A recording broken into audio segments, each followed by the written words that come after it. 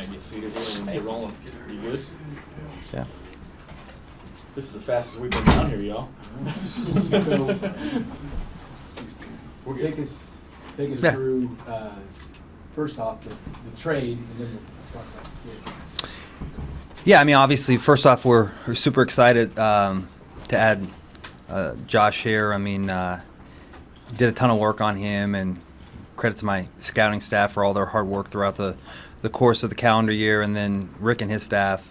We got a chance to meet Josh at the formal interview at the Combine. We brought him in here for a 30 visit, did a little extra work on the knee and making sure we were good to go on there, and then did a couple different Zooms. Actually, we did one yesterday. It was funny because we were contemplating whether or not you wanted to Zoom him right at the end there again. And I kind of joked with Coach. I said, I mean, if some team's going to do something drastically different based off a 10-minute Zoom again, then more power to him. But again, we did a ton of work on Josh. I think everyone knows, when he's healthy and the tape he had early on last year before the injury, I mean, it puts him up there in the upper echelon of, what he could be and a future starter and difference maker at left tackle. But again, feel good about where we were with the process with him and all the work that we put in, and from the X's and O's with our coaches to the knee aspect. So extremely fortunate to get him. And at the end of the draft there, obviously I have a good relationship with Howie, and does a tremendous job. And when you get to these picks late in the draft, and they're eyeing a particular player, they're certainly worried about maybe getting jumped by another team. So we've done trades like this before where we just get to a point where it's just, tell me offense or defense. You don't got to tell me the player. Howie mentioned defense, and again, we had done similar trades in the past. Just tell me the side of the football. So they got a really good football player in the linebacker from Alabama, and knew he was good for his word, and it made sense for us because obviously we were going to take Josh there at 31. So it was a win-win for them, and we got the guy we wanted there. So that's kind of how that trade went down. How closely do you have to work with Rick on a player like this just to check and double check and triple check that he's going to be okay? Yeah, I mean, that's availability is a great asset. I mean, you got to be on the field to get all that talent out of you. So a ton. I mean, we have 3-4 multiple meetings throughout the course. I mean, the guys, we'll get some early indications of what our scouts are saying from the training staff there, but it's not until they get to the Combine that you get the concrete medical information they need.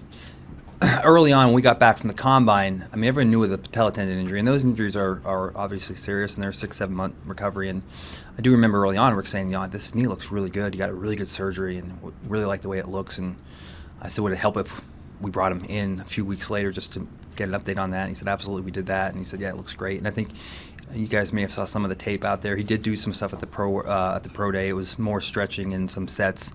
But Rick said really for that injury, for a guy to be already at that stage, he was well ahead of where he should be. Now, doesn't mean he's going to be out there and full tilt for OTAs. I think we'll be smart with it. But I think that when we spoke this morning, there was really strong belief on Rick's side that for training camp, he should be really good to go. So that'll be big for us and big for him. Reid, I know that you guys do so much work in these last couple of months, but you scouted this kid quite a while ago when he was healthy. I mean, was there a spot that you envisioned him going as a healthy player? I mean, would you envision him being a top 10 grade for you guys?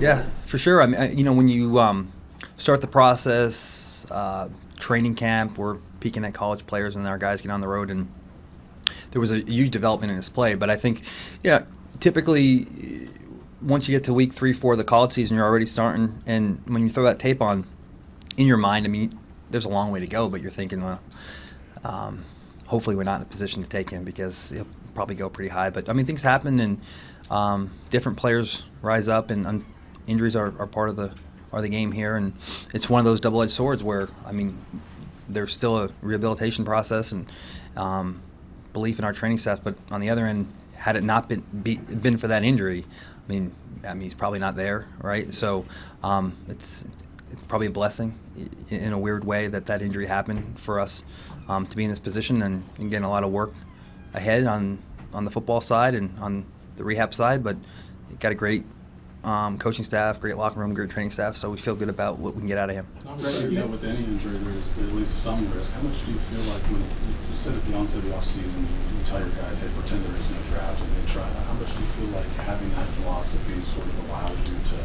the freedom to pick a guy, even if there is an injury history, whatever it might be, just having filled those needs in the offseason already? Yeah, I try to keep it simple when it comes to the injury stuff, and I defer to Rick, and I could give my opinion on what I think medically or some of the injury history stuff, and we've seen it over the course of years. There's guys that have always seemed to have been nicked up in college and end up playing and always being available, and then there's guys that have been healthy their whole career and then they come here and all of a sudden.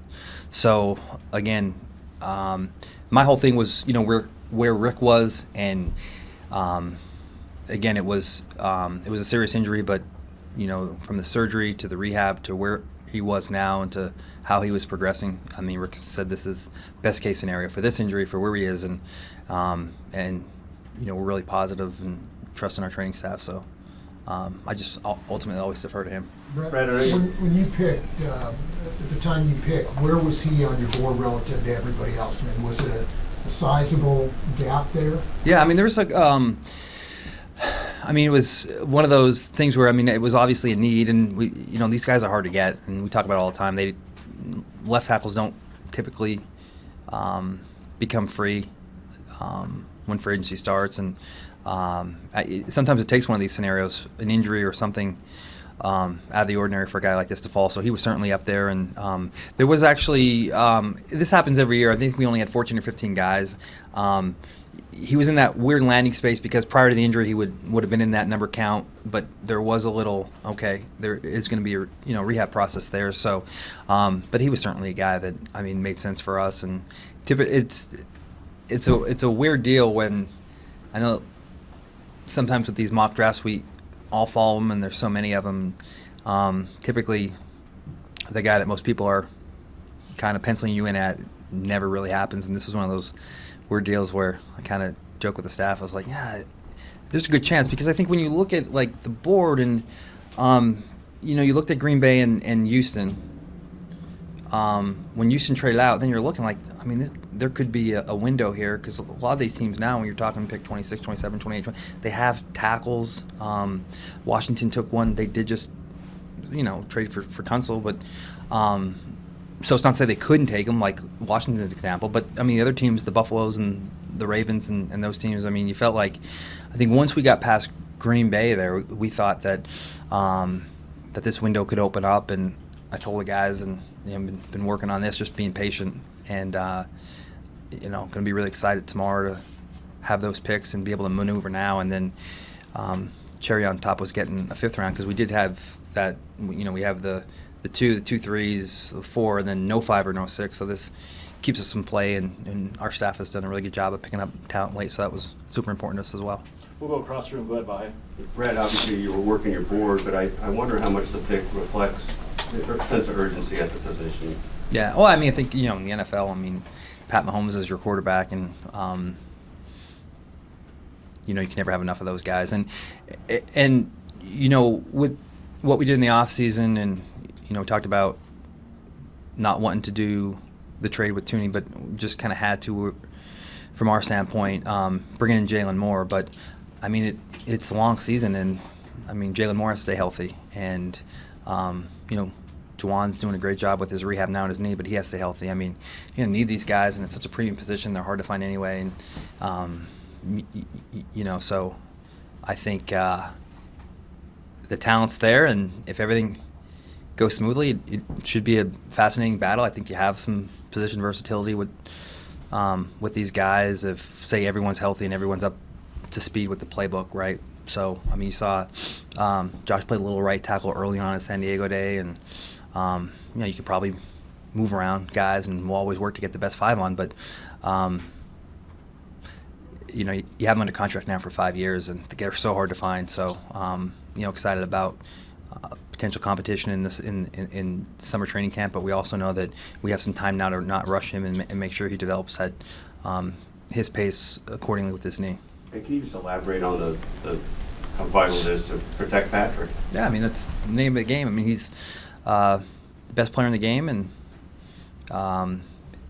when Pat is upright, we have some talented weapons, and obviously excited about Hollywood and Rasheed and Worthy, and just got to keep him in a groove and keep him clean, and he's our most valuable possession. And so, you know, I'm sure we'll still look again throughout the rest of the next 3 days. I mean, if there are talented offensive linemen available. Again, it's such a long season, and I mean, when these injuries happen, they happen, and you know, we need depth across the offensive line, and like I mentioned, you know, Jawan's coming back from a knee, and Jalen's going to get.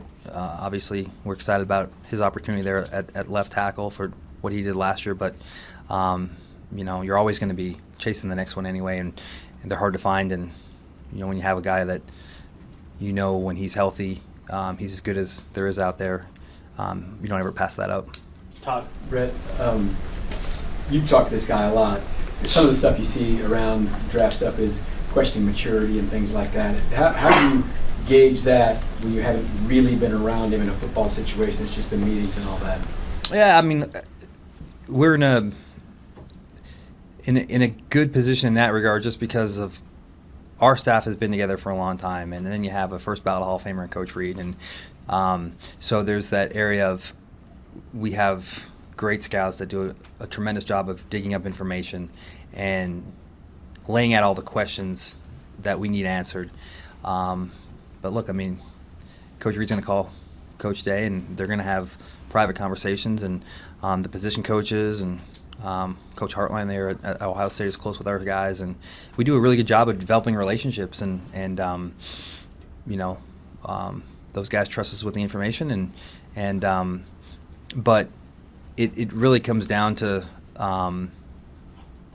when you're at a school, and whether it be, and we did obviously a ton of work with the San Diego State staff. I mean, when you're at a school and you see these guys day in and day out, they're going to really know, you know, where the improvement needs to be at, and then they're also going to recognize what it was when they first got there to where it was when they left. And I mean, the one consistent message that we got from the people at Ohio State was just night and day from when he first got here at San Diego State. And kid loves to compete, and like all these guys, I mean, even the guys that maybe never come up on a report or anything, I mean, all these guys need to grow up and mature in some regard, but I don't think we had any worry about that. I think it was more focused on the knee, and you know, like I said, that's where I just put my trust in Rick.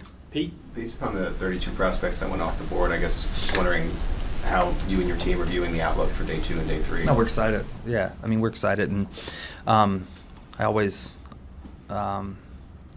feel like Friday and Saturday are the two most exciting days. I think when you get to Thursday, everybody has the same 35, 40 names. It's just the needs and how the draft falls, and one pick could alter the course of other teams' picks, and you could be staring at your pick and have no one that you really wanted, or you could have multiple guys that you wanted, but it's always the same. But once you get past, and I think I've said this before, once you get past pick like 40, 45, 50, I mean, there's guys that you have in the 5th round that go there, and I'm sure that there's guys that we take that teams have lower, but that's just the way it works. But it's almost like these teams have the same 35 names on the board, and all these teams late, we're looking at the Simmonses and the Kentucky corner, and the guy the Eagles drafted, the linebacker from Bama. I mean, these are all the kind of the hot pocket names, and had a couple of guys call our scouting staff say that, obviously they would have taken Simmons first, second pick tomorrow, day 2. So, but everybody has the same name. So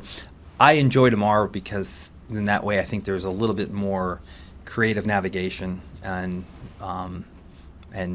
discrepancies on the board. So I think that there's more room to get creative. So I'm excited about tomorrow, and I mean, we have a 2 and 2-3. So I mean, come away with a guy that we're really excited about, left tackle, and then obviously we'll meet tomorrow and we'll have 3 more players. So I think we're off to a good start. And we're excited about what tomorrow can bring us. We'll go last three: Adam, Matt, and Steve. Go ahead. Brett, since Eric Fisher left, you've taken a few swings at left tackle. Can you speak a little bit to the frustration of not being able to just maybe solve that problem long term until possibly now? Yeah, I mean, we've won a lot of games, right? And we've been fortunate to win some Super Bowls too.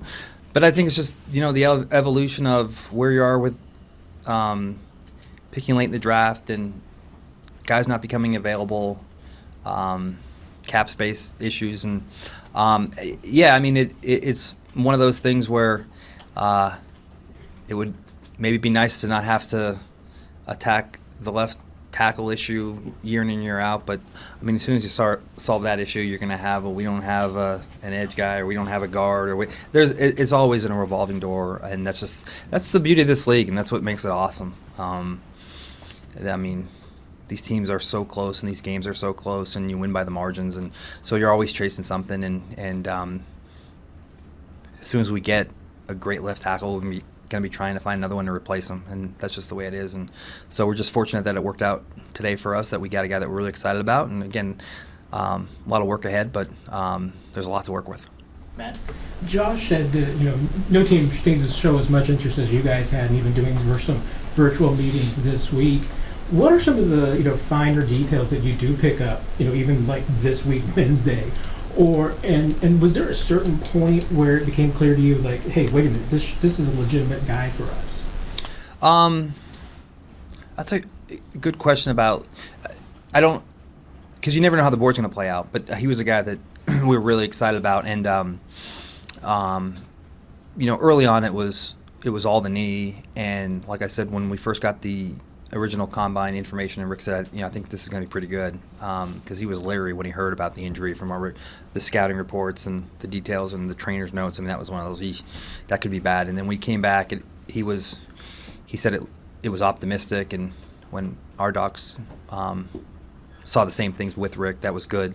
And then as you go through this process, you only have so much time at the combine, and it's tricky because when you go to these formal interviews, you have 20 minutes, right? And sometimes these guys are coming from the other end of the hall, and by the time you get them, there's 17 minutes left.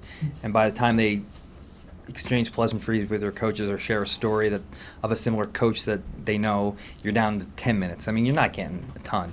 And so then you do the Zoom, and the Zoom's a little bit longer, but he's not there. And so then you bring him in. But I think the one thing that was really encouraging for us was, again, there wasn't a lot of time to do a lot of football at the combine process. When we brought him, or when we had the Zoom, we were able to just put some install stuff in, talk football, gauge how he could retain, and then we kind of waited a few weeks. And what we talked about was, now this guy's been on a lot of visits, and he's been on a lot of Zooms. So between the personal visits, the in-house visits, and the Zooms, he's met with every team, and he's got 32 installs. So it would be cool to let's Zoom him again late, and let's see what he remembers from our install and how much he retained. And that's kind of why we did that yesterday. Just we thought it'd be a pretty cool experiment, and he did a good job. And a lot of the stuff that we did from our 30 visit to the Zoom just a day or two ago, there was a lot of retention there, and so that was another really good sign. I mean, again, when you're getting 32 installs, it's a lot to remember. So, but those you just keep, it's just part of the puzzle, and you just keep adding information. And and we really like the person too. When he came in here, he good interaction, good experience with the people he worked with or he met with on our staff. Obviously, they're always going to be buttoned up for the coaches, but sometimes you always want to see how they treat the the support staff here, and that was another good sign there. So everything just kept trending in a positive direction, and then it worked out for us on draft day where he was still there. Last one, Darren. Very couple questions. One, I know you're used to being at the end, but were you all contacted about possibly trading out for another team to come in for your, for your pick? And then I have another question after that. We had a couple teams that threw out scenarios, I think at 27 or 28, and then a couple teams call back at 29, say that their guy had been picked. I'm presuming one of them might have been the Kentucky corner, and someone else. And then when we were on the clock, I was on the phone with the Eagles for a majority of that, and I think my guys knew I was locked in. So if there was something that happened, it was something so small that it wasn't worth kind of, you know, And then, getting off task. For you, coming into the draft and really, and as you approach these last years, what constitutes a successful draft for you? And then, as you talked about, Patrick and trying to find the right left tackle or the right tackle for that position. The last couple of years, you've gotten Wanye, you've gotten Kingsley, and doesn't seem to have worked out in that area. You're hoping, obviously, with the free agent that you signed from San Francisco along with this draft pick. What's gonna constitute that being a successful draft for you and making sure that you got the right player for that position for Patrick? Yeah, well, I mean, the first part of the question is, there'll be some boxes we want to check, and that's obviously draft as many players and retain assets, and but from the standpoint of make sure that we always leave a draft O-line, D-line, depth level there, and then just trying to pencil in the value and the need together, right? But you'll never be able to stamp anything on a draft until you see the guys play and how they produce and perform on the field. So all this is always wait and see, no matter who you pick, until they're actually on the field competing and how productive they are. But just in general, there are, again, I think it's good protocol and practice to always leave a draft with offensive lineman and defensive lineman, and then just kind of work at O-line, D-line, corners, receivers, and so from the standpoint of addressing primary, these games, you have to have a quarterback to win. Then you got to protect them and get after them. So one of those boxes are checked, and I'm sure we'll try to add some defensive linemen tomorrow. I mentioned earlier, there's some depth in the defensive end class, and I think there's some corners that we like. So we'll certainly try to check off the boxes of need that meets the talent, and then from there it's we'll judge the success in a few years from now and see how good these guys are. Thanks, Veach. Yep. Thank you guys.